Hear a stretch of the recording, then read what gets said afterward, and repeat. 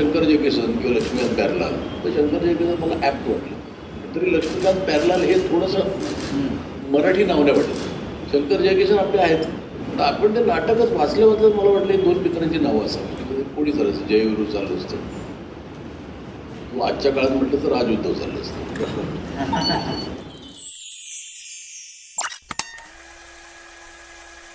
नाटकाचं नाव आहे शंकर जयकिसन. लेखक विराजस कुलकर्णी आणि दिग्दर्शक सूरज पारस्ते.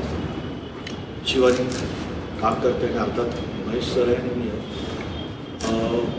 याचे नेपथ्य केलं आहे संदेश बेंद्रे आणि म्युझिक अजित परब आणि गीत क्षितिज पटवर्धन त्यांनी केलं आहे. गाणे आहेत आणि लाईट्स श्यामचं. एकंदर एक लक्ष्मण गोलारने लक्ष्मण आमचं क्वेश्चन केलं. लक्ष्मण एकंदरीत एक चांगलं फॅमिली एंटरटेनमेंट करणारं नाटक आहे. आता मला असं वाटतं की सूरजने बोलावं त्याचं दिग्दर्शनाचं पहिलं नाटक माझं.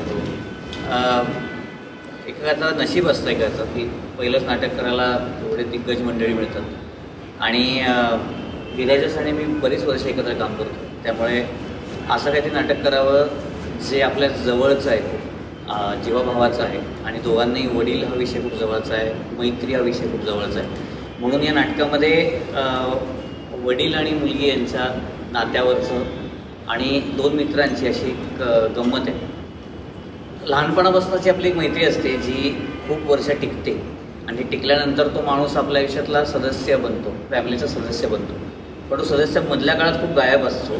तो गायब झाला आहे आणि तो अचानक खूप वर्षांनी आला आहे. तर तो आता का आला आहे, नक्की त्याच्या मागचं रहस्य आहे का, काही अजून त्याला काही म्हणणं आहे त्याच्यात, हे सगळं सांगणारं ते नाटक आहे. त्यामुळे येऊन त्या एका मैत्रीबद्दलची गोष्ट, त्यानंतर त्या वडील आणि मुलगी यांच्या मैत्रीबद्दलची गोष्ट, असं सगळं याच्यामध्ये बघायला मिळतं.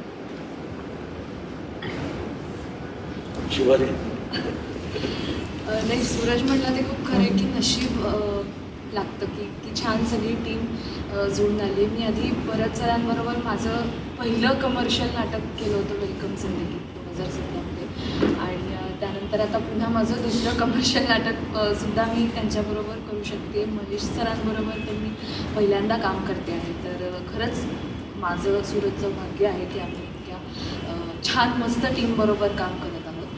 आणि माझं यातलं जे कॅरेक्टर आहे ते मी मुलगी आहे भरत सरांच्या कॅरेक्टरची, महादेव करकरेंची मी मुलगी आहे ईशा. आणि ही मुलगी अशी आहे की बऱ्याचदा आपलं बाबांशी काही नातंच नसतं मैत्रीचं. आपण आईशी खूप क्लोज असतो, आपण खूप बोलतो, सगळं शेअर करतो. पण बाबांची मात्र फक्त ते जेव्हा आपल्याला रागवतात तेव्हा स्वतःला डिफेंड करण्यासाठी म्हणून बोलणं होतं. आणि मग ते लहानपणापासून तसंच असतं आणि अचानक आपण मोठे होतो, घर सोडून जातो आणि ते नातं जोडायचं राहूनच जातं. तर हे तसं राहिलेलं आहे. बाबांचं आणि मुलीचं नातं अपूर्ण आहे आणि ते पूर्ण करण्याचा ती प्रयत्न करते आहे. त्यामध्ये तिला साथ मिळते ती त्यांच्या एका मित्राची, जो मित्र अनेक वर्षांनी त्यांच्या आयुष्यात आला आहे. तिला हे माहिती की बाबांना मित्रच नाही आहेत, पण आता असा कोणीतरी एक मित्र आलेला आहे जो म्हणतो की मी BFF आहे. तर त्यांची एक टीम होते त्या मुलीची आणि त्या मित्राची. आणि पुढे काय होतं ते आपण बघूया.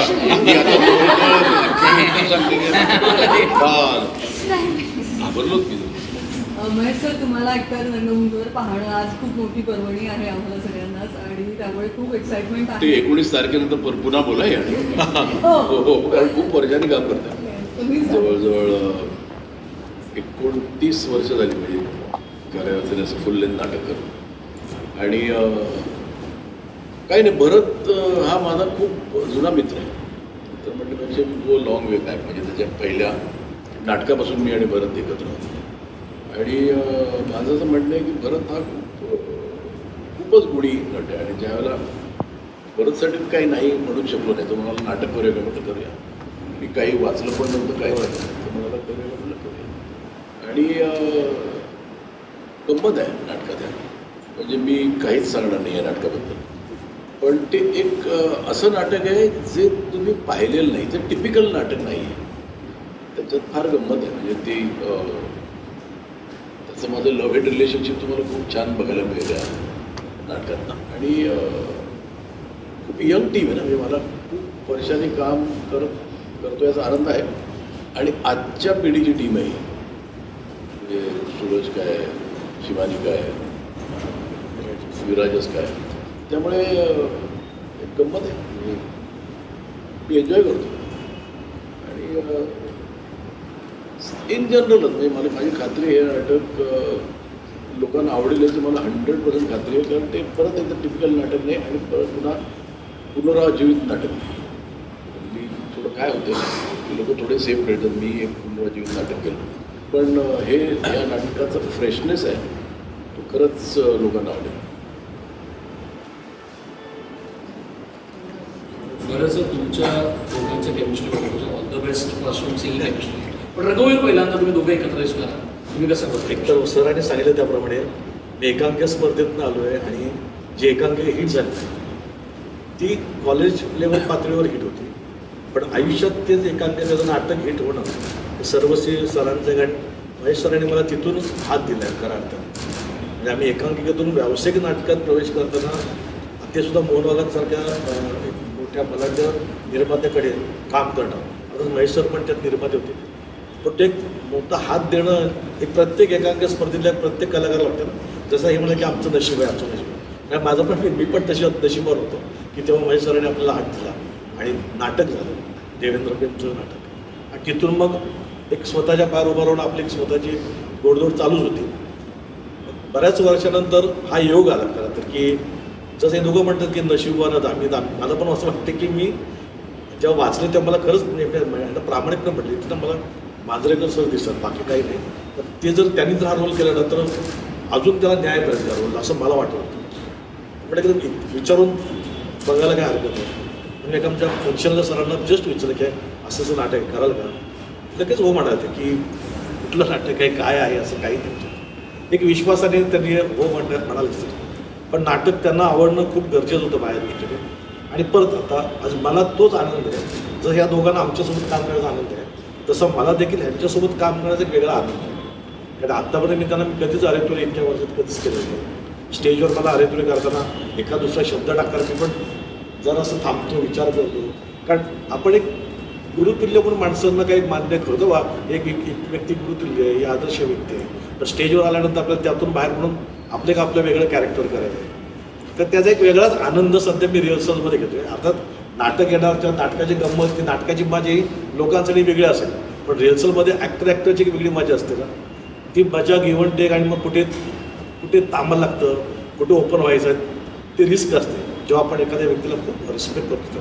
पण त्या गोष्टी आम्हाला हाताळताना खूप बरं वाटतं. आणि सूरज जरी म्हणतात त्याचं पहिलं नाटक आहे, पण मला असं वाटत नाही की त्याचं पहिलं त्याने खूप एकांकिका केल्यामुळे ना तो खूप छान पद्धतीने इथलं हँडल करतो. नाटक बसवणं सोपं काम नाही आहे आणि त्यात थोडंसं डोक्यात टेन्शन घेऊन बसवणं ते तर नाही. पण मला महेश्वरांचं आणि कौतुक वाटतं की त्याने कोणी जसं मी त्याला सांगितलं की असंच पाहिजे असलं तो त्याच्या पद्धतीतून फ्री आहे काम करायला. तो त्याच्या पद्धतीने चांगलं करतो आहे आणि जे करतो ते आम्हालाही आवडतं. त्यात विशेष त्याचं कौतुक. आणि विराजस ज्याने नाटक लिहिलं आहे, कधी कधी काय होतं कलाकारांना जे छान नाटक लिखाणात येतं ना ते एक्स्ट्रा काय करायची गरज वाटत. तशा नाटकात आहे ना छान लिहिलं गेलेलं, छान त्याने त्याची मतं मांडली गेलेली. त्यामुळे असं वाटतं की आम्हाला ते करताना पण ते लाईव्ह वाटते, आम्हीच एन्जॉय करतो ही गोष्ट. त्यामुळे होतं की हे नाटक आवडेल सगळ्यांना. आणि या तुमच्या माध्यमातून मी रसिक प्रेक्षकांना सांगतो की 19 डिसेंबरपासून नाटक येतं. 19, 20, 21 आणि पुढे लगातार प्रयोग येतं. जिथे जिथे जवळजवळ नाट्यगृह असतात आपण नाटक पाहावं. सर माझा प्रश्न बऱ्याचसाठी सुरू असते. खरं तर प्रत्येक प्रोजेक्टसाठी निर्माता हा खूप महत्त्वाचा असतो. सो या नाटकाची निर्मिती कशी तुमच्याकडे आली आणि नाटकाचं नाव खूप छान आहे, सो ते कसं सुचलं? नाटकाचं नाव कसं सुचलं मला वाटतं महेश सरांनी त्याच्याबद्दल. मी नाटक जेव्हा वाचलं तर मला असं वाटलं की नाव काय त्याने विचारलं. म्हटलं आपण एक जोडगोळी असते ना तिथं. आणि मला असं शंकर जयकिसन किंवा लक्ष्मीकांत प्यारलाल, तर शंकर जयकिसन मला ॲप्ट वाटलं. तरी लक्ष्मीकांत प्यारलाल हे थोडंसं मराठी नाव नाही वाटत. शंकर जयकिसन आपले आहेत, कृष्णाचं नाव आहे. त्यामुळे मी आणि त्यामुळे त्याला एक गंमत आली. त्यात छान शंकर जयकिसनची गाणी आपल्याला एक नॉस्टॅल्जिया त्यांना येईल. पण आपण ते नाटकच वाचलं मला वाटलं 2 मित्रांची नावं असावी. कोणी करायचं जयविरू चालू असतं. किंवा आजच्या काळात म्हटलं तर राजउद्धव झालं असतं. इच्छा होती का ठेवण्याची? तर मध्यंतरीच आपण एका मुलाखतीमध्ये म्हटलेलं होतं इथून पुढचा जो काही काळ आहे हा पूर्ण रंगभूमीसाठी असेल आणि नाटकांचा असेल. चित्रपट ची परिस्थितीकडे बघून आणि लगेचच आपली म्हणजे नाटकाचं नाही अनाऊन्समेंट असं नाटकाचं कसं मी नाटक आता डिरेक्ट केलं होतं काम म्हटलं करू की नाही. आणि हे जी फॅक्ट आहे पण इन द नियर फ्युचर हे सगळ्यांनाच माहिती आहे. आज AIची जी काही प्रोग्रेस होते त्यात ते काय होणार आहे म्हणजे कोणी आज मान्य करायला तयार नाहीत घाबरून. एक्झॅक्टली. पण ते दॅट इज अ रियालिटी जी आपण फेस करायलाच पाहिजे. आणि थिएटर हे कधीच रिप्लेस होणार नाही. AI can never replace theatre. आणि त्याच वेळेला नेमकं मला भरतनी विचारलं की चल नाटक करूया. आणि मला पण एक चांगलं नाटक मिळणं पण एक खूप डिफिकल्ट असतं. आणि ज्याच्यात रोल आपल्याला आवडेल, नाटक आवडेल, अख्खी टीम आवडेल. आणि इट वॉज कोइन्सिडन्स होता तो त्याच वेळेला नेमकं भरतने विचारणं. म्हणजे अजून एका नाटकाबद्दल माझं विचारणं झालं होतं पण ते त्यात एक काहीतरी एक जे फिमेल कॅरेक्टर होतं ती बरोबर मिळत नव्हतं. ते पोस्टपोन होतं आणि अचानक भरतने विचारलं चला हे खूप. त्यामुळे पण खूप मजा येते खूप वर्षांनी थिएटर करणं. थोडंसं आपलं काय म्हणतात त्याला थिएटर इज अ प्रेपरेशन. म्हणजे सिनेमात ठीक आहे ना पण थिएटरमध्ये पुन्हा एक पण आपण एक करू पुन्हा तयारी काय आहे. या नवीन मुलांबरोबर कुठे थिएटर गेलं आहे, ॲक्टिंगची काय स्टाईल आहे तर यांच्याबरोबर आज करताना गंमत.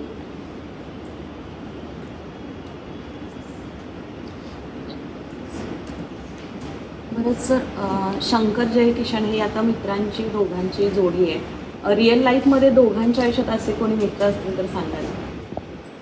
अशी प्रत्येकाचे वेगवेगळे मित्र मित्र असतात. असतात हां.